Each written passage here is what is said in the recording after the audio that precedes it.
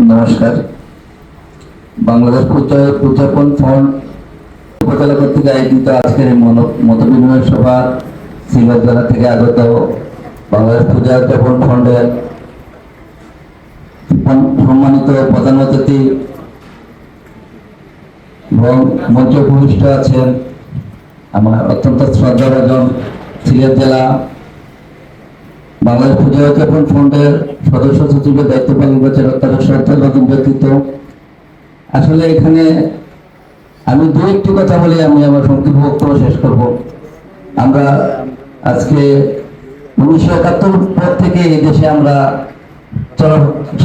সুন্দরভাবে চলাফেরা করতেছি, কিন্তু অনেক কমিটি আসে যায় দেখে।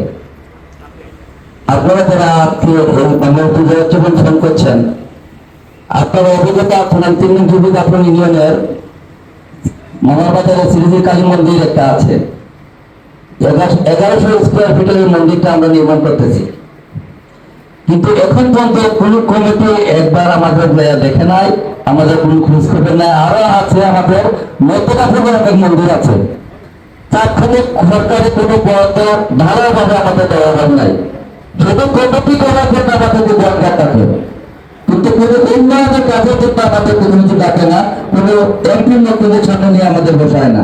এখানে অনেকে আছে, এগুলো সত্য না মিথ্যে?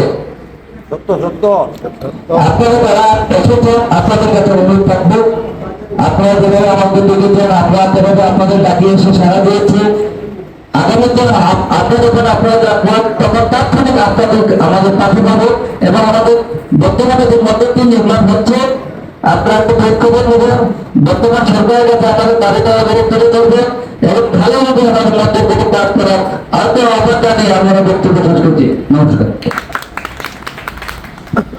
ধন্যবাদ দাদাকে। আমি গোবর ইউনিয়নের পরিচিতি দিয়েছি।